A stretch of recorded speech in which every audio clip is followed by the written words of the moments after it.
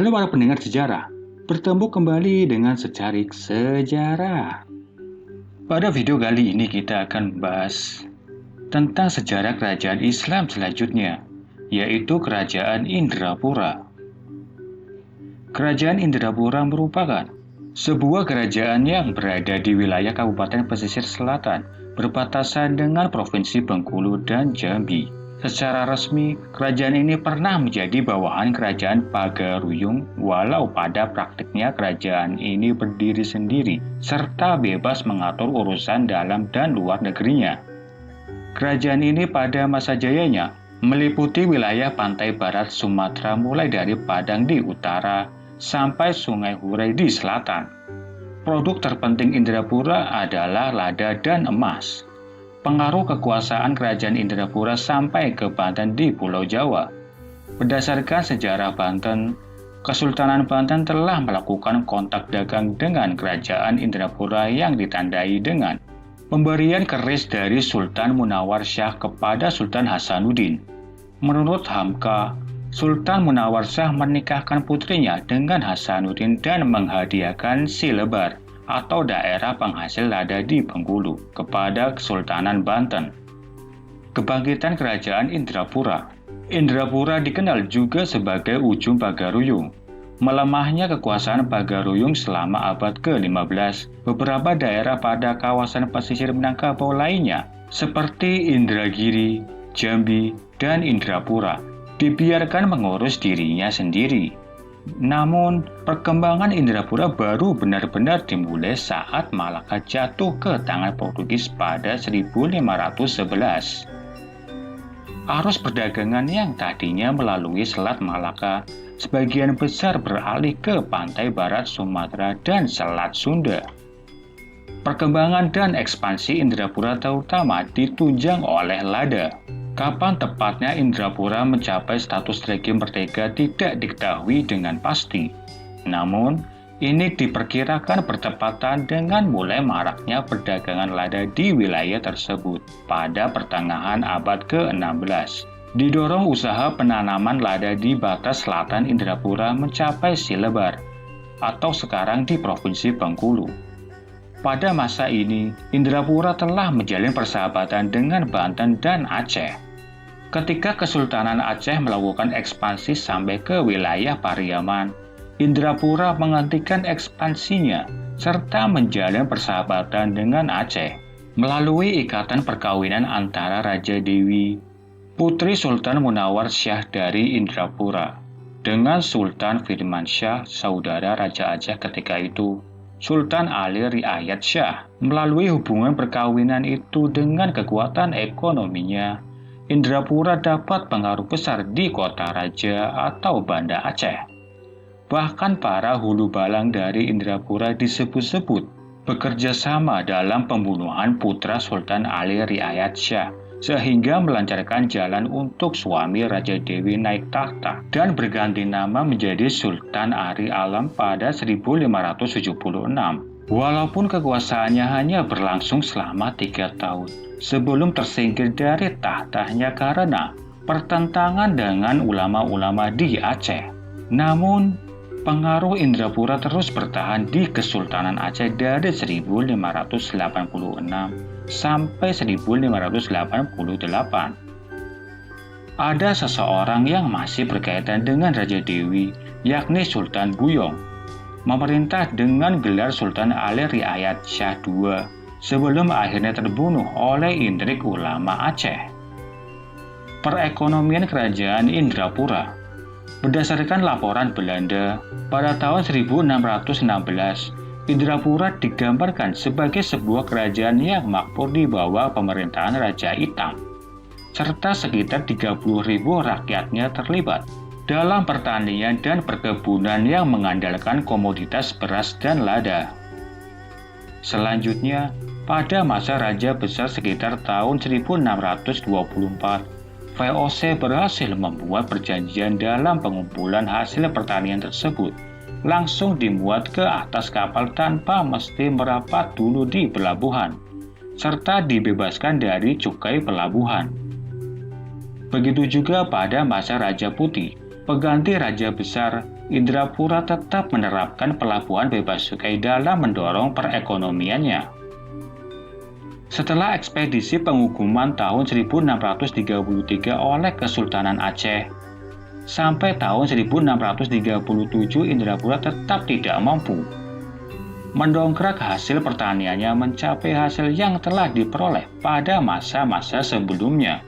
Di saat penurunan pengaruh Aceh, Sultan Muzaffar Shah mulai melakukan konsolidasi kekuatan yang kemudian dilanjutkan oleh anaknya Sultan Muhammad Shah yang naik tahta sekitar tahun 1660 dan mulai kembali menjalin hubungan diplomatik dengan Belanda dan Inggris. Kemunduran Kerajaan Indrapura. Di bawah Sultan Iskandar Muda, Kesultanan Aceh memerangi negeri-negeri penghasil lada di Semenanjung Malaya sambil berusaha memperkuat cengkramannya atas monopoli lada dari pantai barat Sumatera. Kendati ketat para wakil Aceh atau disebut sebagai Panglima di Tuku dan Pariaman atas penjualan lada mengancam perdagangan Indrapura lewat pelabuhan di utara. Karena itu, Indrapura mulai mengembangkan bandarnya di selatan, Silebar yang biasanya digunakan untuk mengekspor lada lewat Banten. Indrapura juga berusaha mengelak dari membayar cukai pada Panglima Aceh. Ini memancing kemarahan penguasa Aceh yang mengirim armadanya pada 1633 untuk menghukum Indrapura. Raja Putih yang memerintah Indrapura saat itu dihukum mati beserta beberapa bangsawan lainnya, dan banyak orang ditawan dan dibawa ke kota raja. Aceh menempatkan panglimanya di Indrapura dan Raja Malvar Shah diangkat menjadi raja menggantikan Raja Putih. Kendali Aceh melemah ketika dipimpin pengganti Iskandar Muda, Sultan Iskandar Sani. Selanjutnya, pada masa pemerintahan Raju Tajul Alam, pengaruh Aceh di Indrapura mulai digantikan Belanda atau VOC. Dominasi VOC diawali ketika Sultan Muhammad Shah meminta bantuan Belanda memadamkan pemberontakan di Indrapura pada tahun 1662. Pemberontakan ini dipicu oleh tuntutan Raja Adil yang merasa mempunyai hak atas tahta Indrapura berdasarkan sistem matrilineal.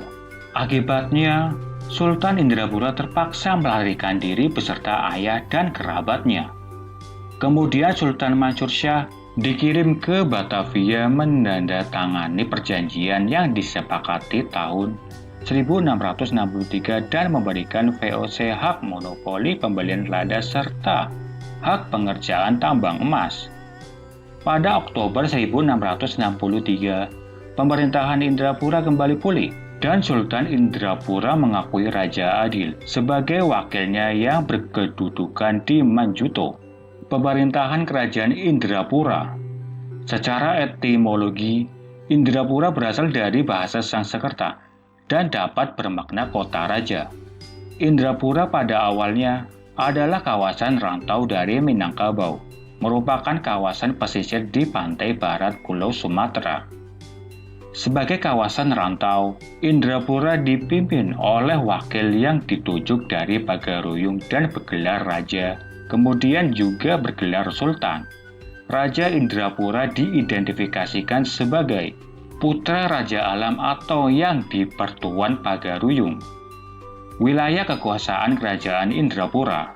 Pada akhir ke abad ke-17, pusat wilayah Indrapura mencakup lembah Sungai Air Haji dan Batang Indrapura, terdiri atas 20 koto.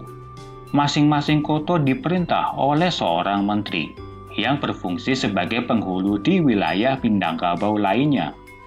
Sementara pada daerah anak sungai yang mencakup lembah Manjuto dan air dikit atau disebut sebagai negeri 14 koto dan Muko-Muko atau 5 koto, sistem pemerintahannya tidak jauh berbeda.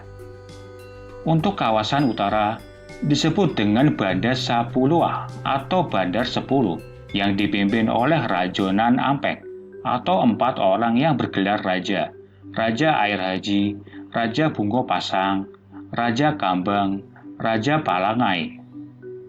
Kawasan ini merupakan semacam konfederasi dari 10 daerah atau nagari yang juga masing-masing dipimpin oleh 10 orang penghulu.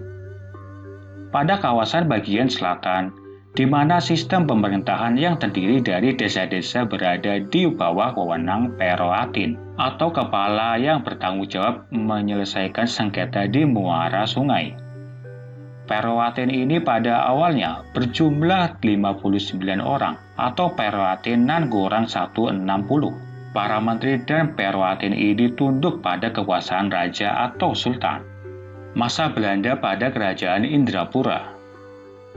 Pada tahun 1663, Belanda melalui VOC membuat sebuah kontrak dengan Kerajaan Indrapura terkait batas wilayah. VOC ketika itu menyatakan batas wilayah Kerajaan Indrapura dengan wilayah lainnya dengan perjanjian yang kemudian dinamai Verbond Indrapura. Batas yang dinyatakan VOC itu ditandai atau disimbolkan dengan alam seperti laut, gunung, dan daerah spesifik. Sebelah utara wilayah kekuasaan Kerajaan Indrapura membentang hingga air Bengis, yaitu hingga pelabuhan air Bengis dan perbatasan langsung dengan Kerajaan Batang Toru, atau dikenal juga dengan Kerajaan Batang.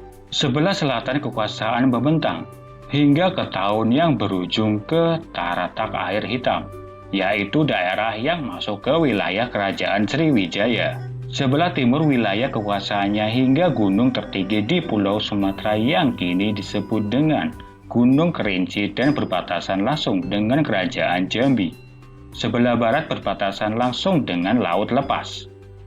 Batas wilayah kekuasaan Kerajaan Indrapura ini pada akhirnya diakui oleh kerajaan lain di Nusantara, terutama kerajaan yang berdekatan dengannya. Selain itu, batas wilayah ini juga diakui oleh kerajaan di luar Nusantara, seperti Malaka dan kerajaan di negeri Cina.